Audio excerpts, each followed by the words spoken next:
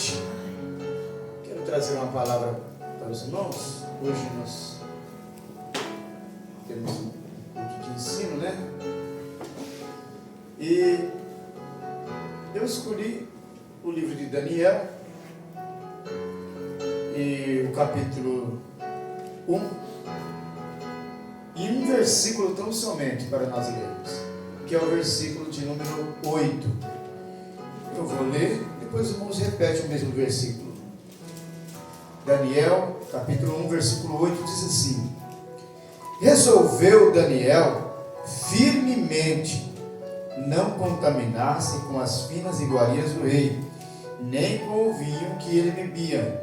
Então pediu ao chefe dos eunucos que lhe permitisse não contaminar-se. Pode repetir, irmãos?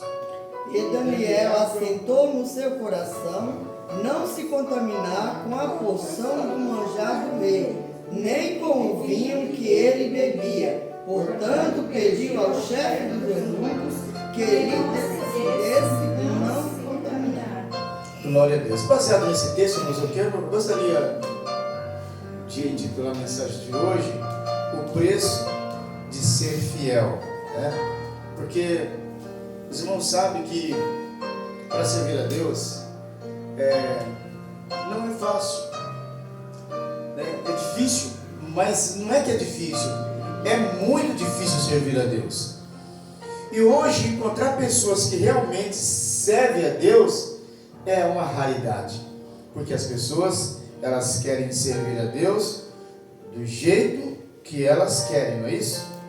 Mas para ser fiel a Deus, a gente tem que pagar um preço alto.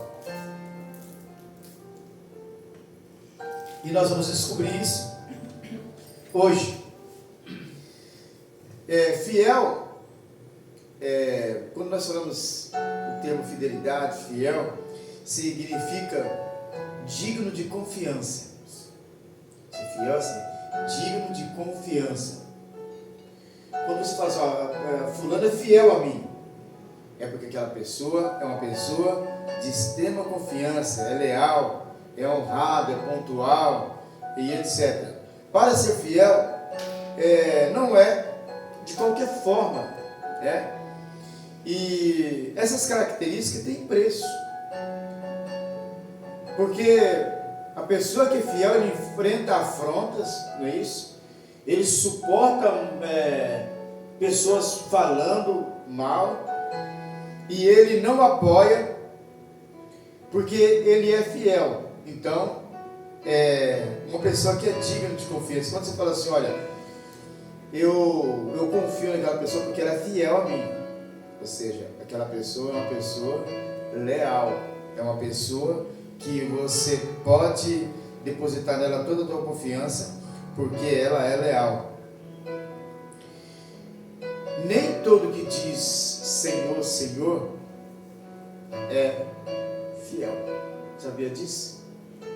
Tem gente, irmãos, que ele joga nos dois times. Ele é de Deus, mas também ele é do capeta. Sabia disso? Dentro da igreja tem pessoas que assim, ele gosta de falar de Deus, não é que ele é de Deus, só pensa, né?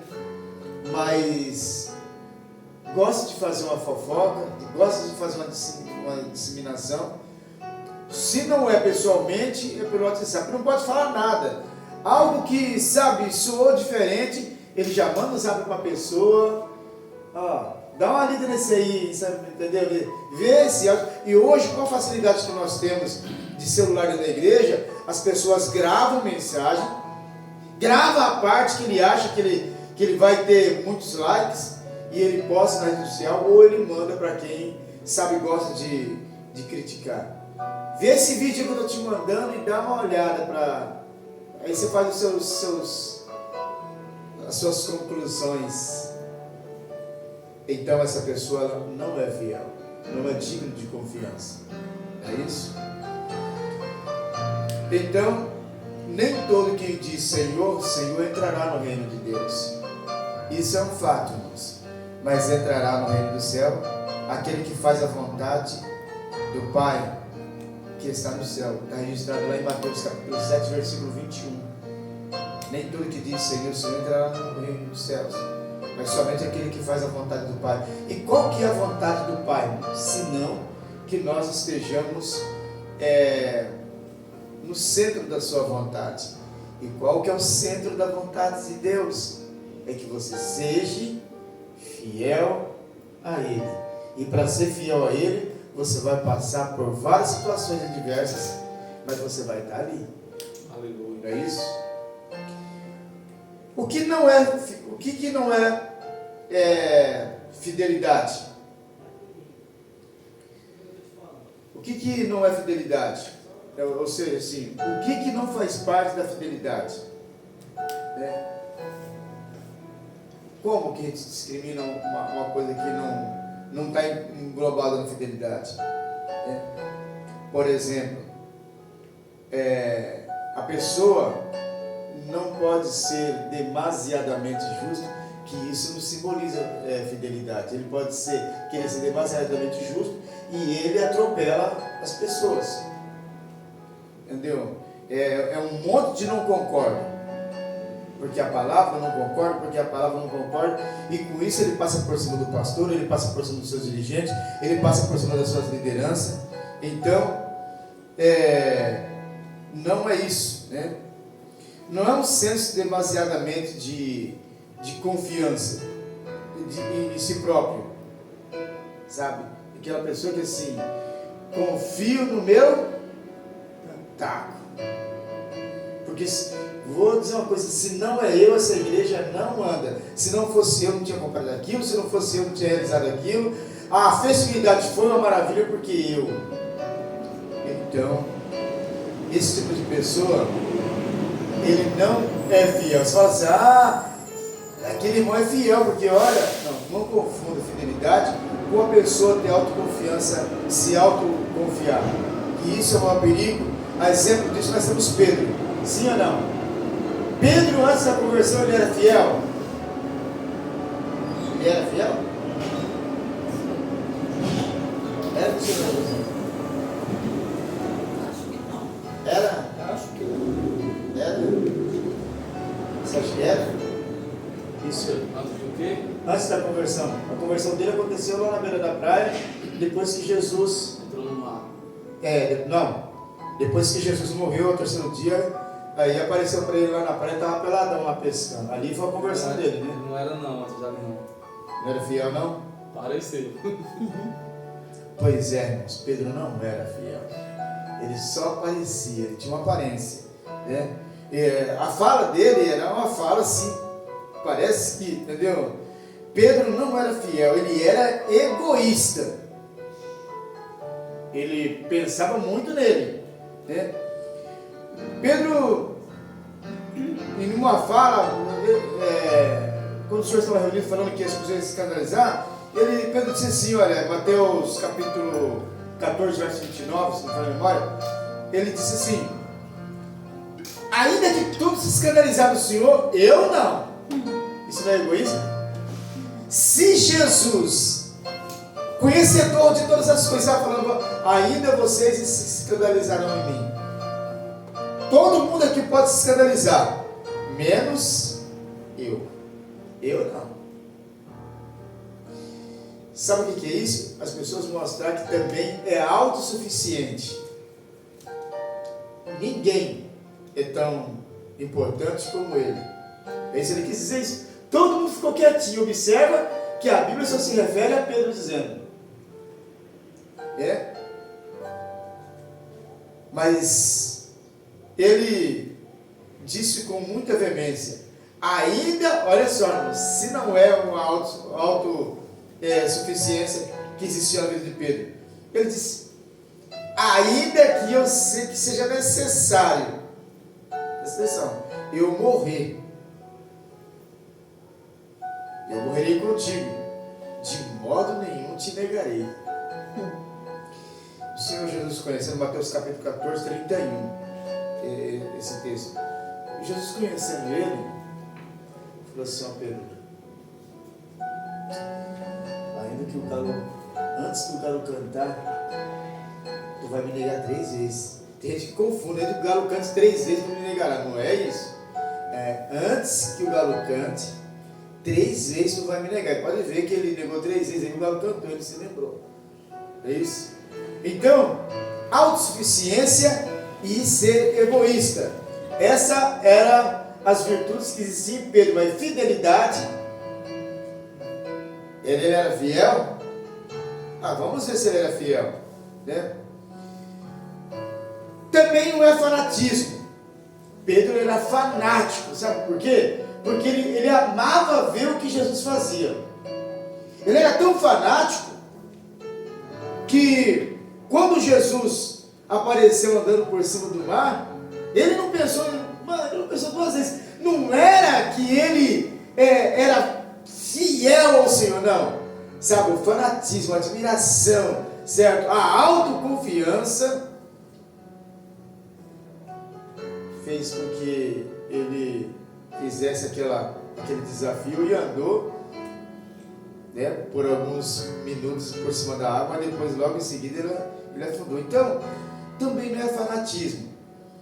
Não sejas, a Bíblia diz, acho que é Eclesiastes, não sejais demasiadamente justo, nem demasiadamente sábio, né, para que não destrua a ti mesmo e nem os que estiveram ao teu redor. Porque se eu for demasiadamente justo, ninguém vai servir para mim, não é isso? Ninguém, é só eu. E eu vou ver pecado em todo mundo. Irmão, e dura coisa é você congregar com a pessoa que ele é demasiadamente justo. Pastor não presta, ninguém presta. Irmão, tudo para ele é pecado. Ele é terrível, né? Ele atropela qualquer um e não tem dó de ninguém. Mas todos nós, como somos como o imundo, e todas as nossas justiças, como trapo de imundícia, que diz a palavra de Deus, né? Todas as nossas justiças é como trapo de imundícia, e todos nós caímos como folha. Então, irmãos, não adianta nem a pessoa ser egoísta, nem ser autossuficiente e nem fanatismo. Também não é religiosidade. Tem pessoas que ela é muito religiosa, não é isso? Já viu aquela pessoa que todas as missas ele vai, muito religioso, anda com aquele negocinho no mão do dedo, contando, entendeu? Ele dorme com aquilo. Sou super religioso. Mas fidelidade, mostrar amor para com Deus, aí é uma grande lacuna. Porque a fidelidade, irmãos, ela faz com que as minhas dores, as minhas cargas, ela ficam para trás. Então, a religiosidade, ela me atrapalha. Tu sabes os mandamentos? Foi uma pergunta que Jesus fez para uma pessoa que se mostrava muito religioso. Tu sabes os mandamentos? Não adulterarás, não matarás, não furtarás, não dirás falso testemunho, não defraudarás ninguém, honra teu pai e tua mãe. Lembra dessa fala? O que aquela pessoa disse? Já sabia desde criança. Mestre, isso aí eu sei desde a minha meninice. Não é religiosidade? Né? Isso eu tenho feito, tenho guardado desde a minha mocidade. Né? Marcos capítulo 10, versículo 19 e 20. Então era muito religioso, porém fidelidade não existia. Então, já que você tem feito isso aí, falta-te uma coisa. Qual? Vende tudo que Vai e vende tudo que você tem e segue. E aí, cadê? O que falta hoje nas pessoas? Entendimento. As pessoas entenderem que tipo de adorador ele se enquadra, né? Se ele é fiel, adorador fiel, se ele é o fanatismo, fanático, se ele é o religioso, se ele é o egoísta, ou se ele é o autossuficiente. Então, muitas vezes as pessoas confundem essas características, porque a característica de um fiel é bem diferente. Mas as consequências para o infiel é terrível, irmão. Porque ele vai acabar vivendo no erro e solitário. Porque as pessoas vão se entediando dele e vai abandonando ele. Para a gente analisar essa situação, a gente precisa falar sobre um homem que teve privilégios, porém não valorizou e perdeu tudo, né? Perdeu o seu lugar para outra pessoa. Então, a palavra de Deus, ela diz: já agora não substituirá o teu reino, o Senhor buscou para si um homem que lhe agrade, e lhe já ordenou que seja príncipe sobre o seu povo, porquanto o Senhor lhe ordenou. Essa fala foi dita para uma pessoa que era rei. Então, você não foi fiel, então eu vou tirar aquilo que eu te dei. Esse é o castigo daquele que não é fiel. Tem pessoas que ele canta, mas canta muito, e ele se julga tão autossuficiente nas suas cantarolas que nem é louvor mais. Ele dá show. Olha o que as pessoas estão fazendo por aí. Chama ele para cantar, ele manda uma equipe montar, entendeu? É show de luzes, canhão de fumaça. Ele precisa saber quantas pessoas tem, senão ele não tem. A primeira coisa que eles fazem é saber, né? Quantas mil pessoas tem? Porque se não tiver muita gente, entendeu? Eles não vão. Eles querem plateia, né? E aí quando eles entram, o povo também não é fiel a Deus. Porque o povo fica fio. Aí tem aquela musiquinha, né? Fulano, cadê você? Eu vim aqui só para te ver. Irmãos, quando eu fui na convenção lá no Ministério Fama, Madureira Fama, lá em Goiás, aquela cantora, não, lá só foi eu, lá, Cristina Mel, acho que foi a Cristina Mel, não, Cristina Mel, não é a Aline, não lembro, uma dessas cantoras aí. E quando as pessoas viram ela subindo lá no púlpito, eu falo até palco, porque era um verdadeiro palco, e eles começaram a cantar. Não é Cristina Mel, é aquela cantora que tem o cabelo comprido, que ela perdeu o filho. Não, tem um cabelo de corte franjinha, cabelo bem compridão, e ela perdeu um filho. E ela Fernanda Brum? Isso, Fernanda Brum. Perdeu o filho. Aí começou a cantar: Fernanda, cadê você? O pastor falou: não, o que é isso? Não é Jesus que vocês veem ver? Então as pessoas também não são fiéis. Mas tem essas pessoas que dão show. E aí eu fico pensando, a recompensa deles já estão recebendo, não é isso? E Deus, como é que vê essas pessoas? Então, também, eles já estão recebendo, né, o seu castigo e perde o seu lugar para outra pessoa, assim como Saul perdeu o seu lugar para Davi. E olha, irmãos, interessante a história de Davi, porque Davi, ele não estava nem no mapa.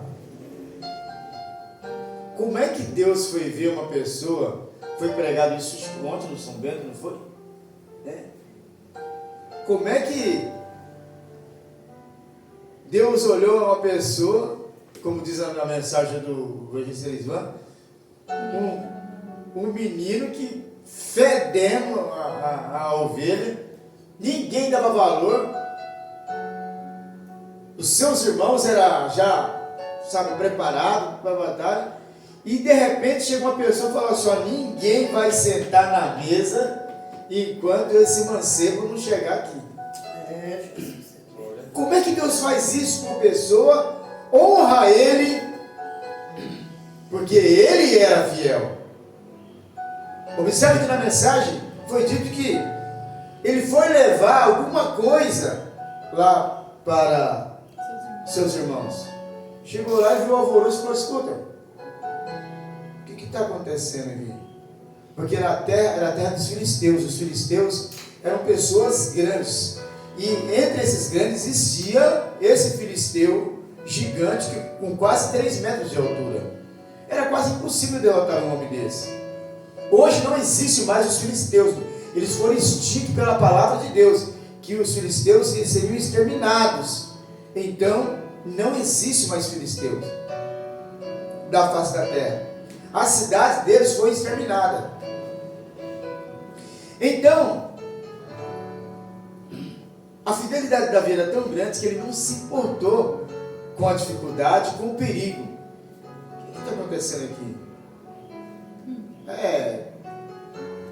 Os filisteus estão desafiando o povo de Israel aí. E ninguém está querendo enfrentar. Mas como ninguém está enfrentando? Como assim? Ele não quis falar nada aí para os seus irmãos, mas ele saiu de fininha. E aí falou assim: olha, eu enfrento esse cara aí, não tem medo dele não. Aí foram lá falar para o rei aflito, temendo. Chegaram lá e falaram assim: rei, nós achamos um cara que enfrenta Golias. Graças a Deus, louvado seja o Deus de Israel. Traz esse cara aqui. Não, quando entra com Davi, imagina. Braço fininho, igual do Gabriel, ruivo, certo? Sandália de pastor no pé. O rei olhou e falou assim: gente, vocês estão de brincadeira comigo? Quem que é esse aí? Você é o filho de Jessé. Ele que vai enfrentar. E ele chegou e tal, né? Ele falou: filho, você tem noção? Não tem.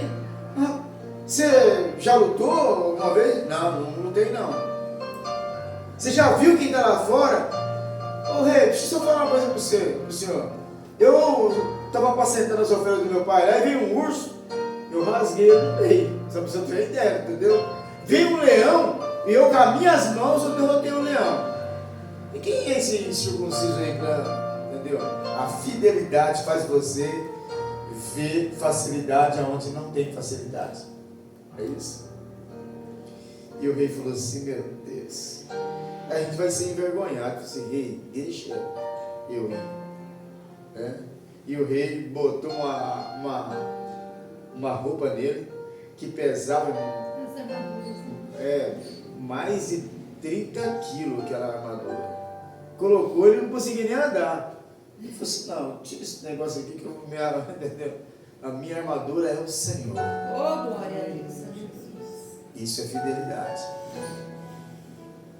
E aí o rei falou assim: ó, manda ele ir, eu não vou nem sair daqui de dentro porque é levantar para cair, então não vou nem. E o interessante foi o bate-boca entre os dois, não é isso? Quando Golias viu ele, falou assim: mas o que é isso? A fidelidade, irmãos, ela é tão bonita porque as pessoas tentam zombar do fiel, mas Deus honra ele. Aleluia. Que isso que vem, entendeu? É você. Ele só, quem que você pensa que você é? Eu vou cortar a tua cabeça fora e as aves do céu vão comer a tua carne. Isso. E aconteceu o que aconteceu. Então, fidelidade, irmãos, ela faz com que a gente enfrente a dificuldade sem perceber que a nossa carne está sendo massacrada. Então as pessoas que são infiéis, ele acaba se tornando rejeitado diante de Deus. Salmo de número 15, verso 26, diz assim: Porém Samuel disse a Saul: não tornarei contigo, visto que rejeitasse a palavra do Senhor, ele já tinha rejeitado a ti, porquanto fosse rebelde à voz do Senhor. Porque ele tentou fazer o quê? Agradar o povo. Meu Deus. Não foi fiel para com Deus. Perde a tranquilidade de espírito. O que aconteceu com Saul?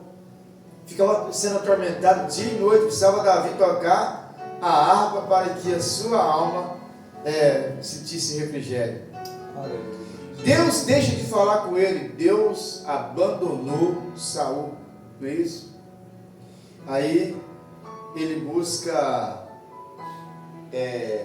auxílio, ele busca socorro em lugares estranhos. O que Saul fez? Quando Deus já não falava mais com ele nunca foi fiel, agora muito menos. O que aconteceu? Ele foi buscar resposta nos adivinhadores, nos videntes, nos agoreiros, não é isso? Então, a gente entende que a falta de fidelidade a Deus traz prejuízo muito grande para nós, não é isso? Mas ser fiel traz alguns aborrecimentos. Por exemplo, José era fiel e pela sua fidelidade os seus irmãos se aborreceram com ele. Não é isso que está registrado lá em Gênesis capítulo 37, versículo 4? Não é isso?